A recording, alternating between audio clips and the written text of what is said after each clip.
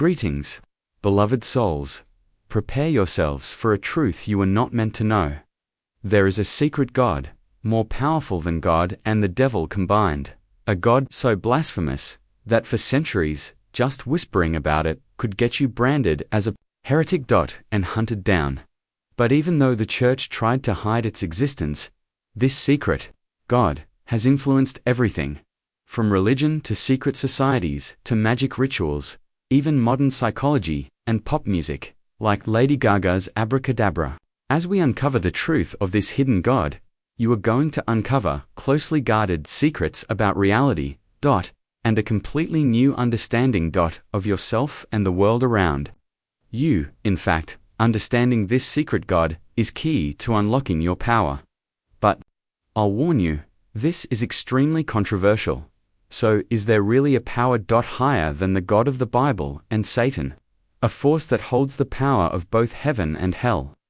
Let's begin our discovery of the hidden God, called Abraasis. So, who or what is Abraasis? To find out, we have to take a trip back to the 2nd century CE.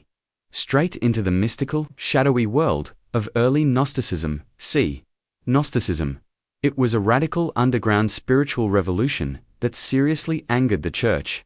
So, what was it? Well, the word gnosis means knowledge. But it wasn't just any kind of knowledge. We're talking about secret, hidden wisdom, the kind that could set you free, or get you burned at the stake.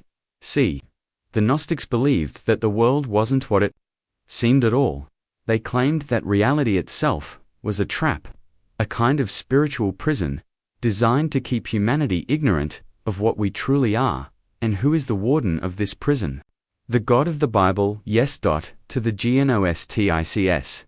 The creator of this world, the God of Genesis, he was actually a lesser, imperfect being, a false god called the demiurge, or the chief archon. And instead of worshipping this jealous tantrum-throwing sky daddy, the Gnostics wanted to escape his illusion completely and return to the true divine self, the limitless reality of light. Beyond this material nightmare.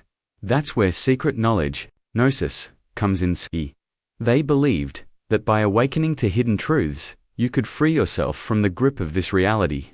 Now, to be clear, it's important to realize that not all Gnostics believed the same thing. Gnosticism, it wasn't some unified religion. With one set of doctrines.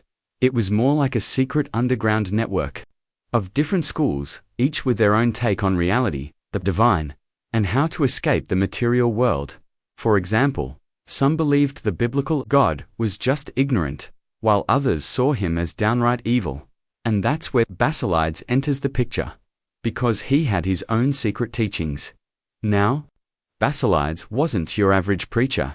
He was the kind of guy who started secret societies because his teachings were so controversial they could get you hunted down. Seriously, did you know that some of the first Christians actually had secret societies because their teachings were considered too dangerous? Yes, and Basil, he was one of them.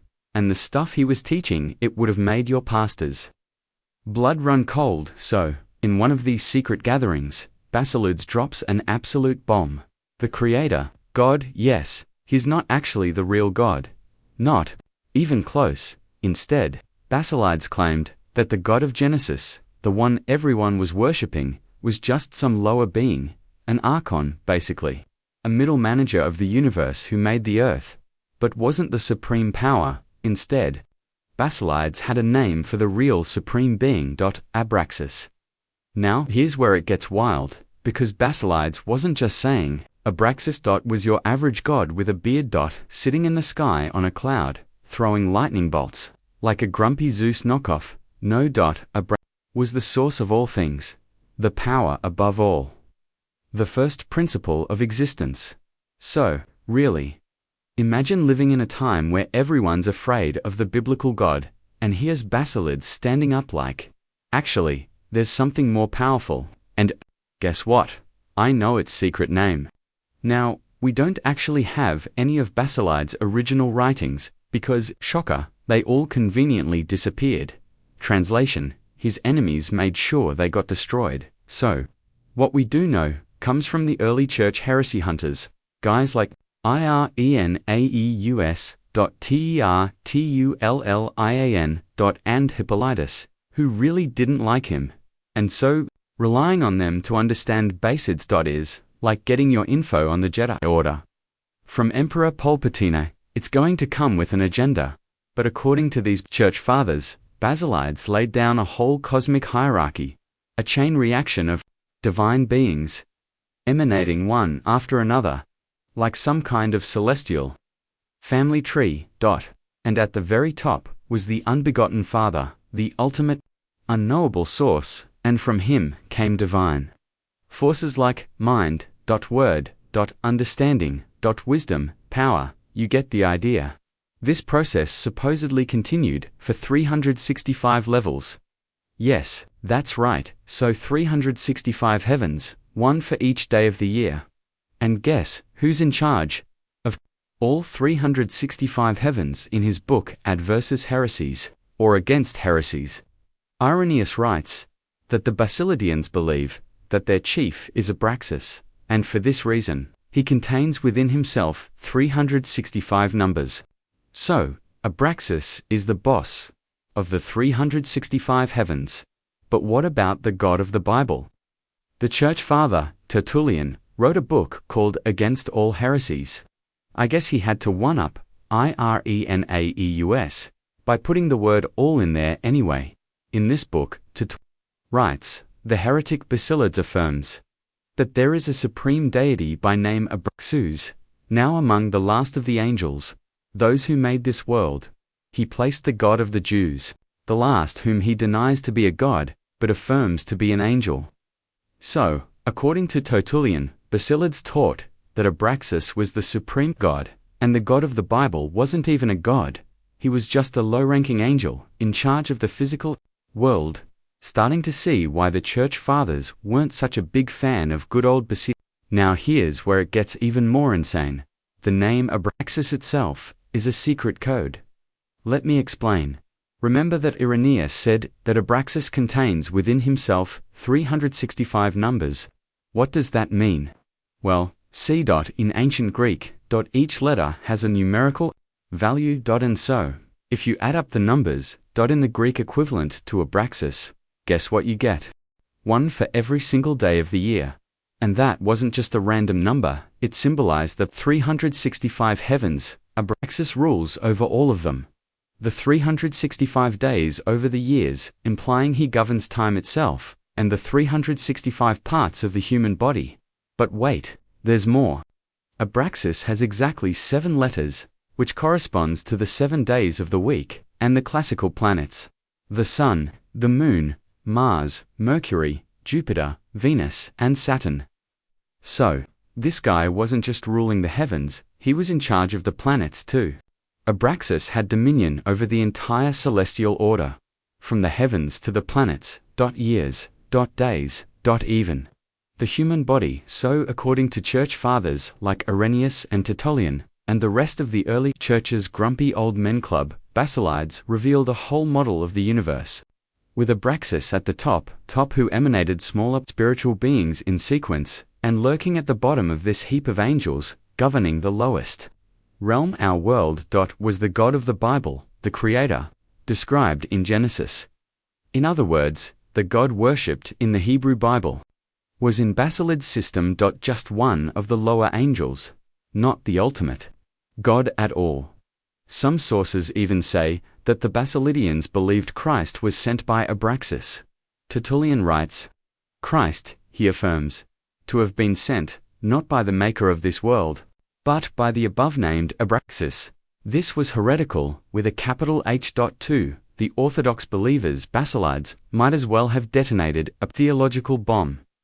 If you were a devout Christian in 150 CE, and heard someone say, your beloved God was just a low-level angel, and that some weirdly named deity was above him, you'd be pretty upset.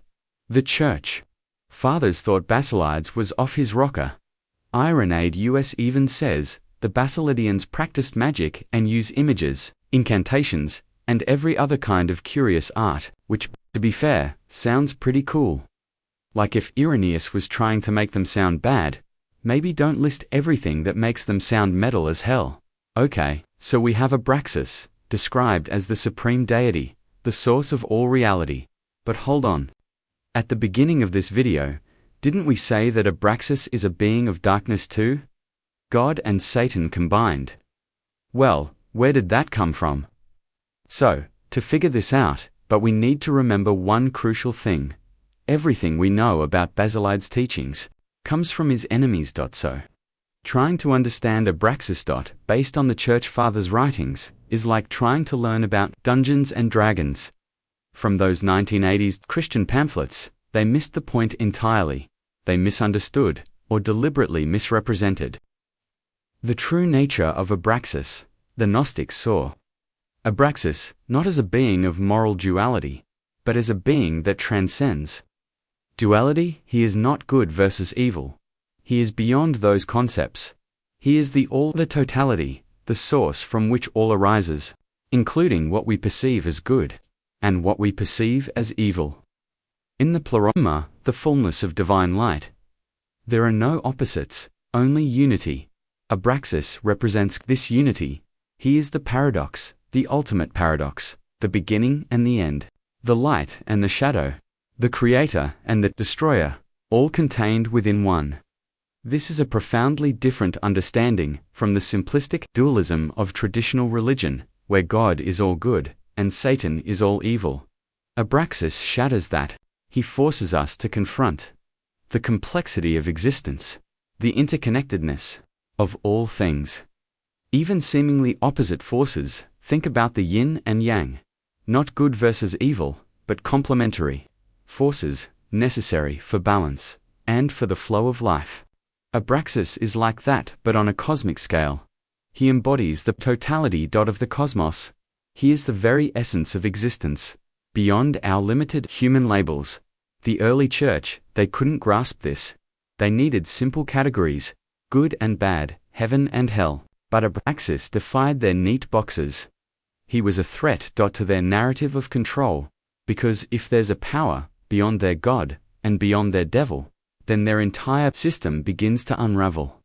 This is why his name was whispered in secret, why his symbols were hidden, why his followers were persecuted, because Abraasis represents liberation from illusion, liberation from limited understanding, liberation from fear of a judgmental God. He is the truth that sets you free, even if that truth is uncomfortable, even if it challenges everything you thought you knew. So when Jung spoke of Abraasis as a God higher than both, he was speaking of this transcendence, this embracing of totality. He was speaking of a psychic reality that exists beyond our conscious morality. Abraasis is not a moral being. He is a cosmic force, a principle of existence. He is the dance of creation and destruction, the breath of the universe, the ultimate synthesis to understand. Abraasis is to understand the unitive nature of reality. It is to understand that apparent opposites are merely two sides of the same coin. It is to understand that true power comes not from choosing one side over another, but from integrating both, from embracing the whole. This is the secret, the closely guarded secret, that the Gnostics held dear. The key to unlocking your true power is to recognize the Abraasis within yourself, the capacity for both light and shadow, the ability to transcend duality, to see the interconnectedness of all things, to move beyond judgment and into acceptance of the totality of your own being and the totality of existence. This is not easy. It requires confronting your own shadows, embracing your own complexities, but it is the path to true liberation, the path to gnosis, the path to becoming truly whole. So, let the name Abraasis echo in your mind. Let its power resonate within your soul. For in understanding this secret, you begin to understand the true nature of reality and the limitless potential. Within yourself, you begin to step into your power. The power of synthesis. The power of unity. The power of the all. This is a journey, not for the faint of heart, but for those who dare to seek beyond the veil, beyond the conventional, beyond the limited narratives, and into the boundless truth. Embrace the paradox. Embrace the totality. Embrace Abraasis. Embrace yourself. Thank you for joining me on this profound revelation. May your path be illuminated by the light of Gnosis, and may your spirit be free forevermore. Until next time, beloved souls.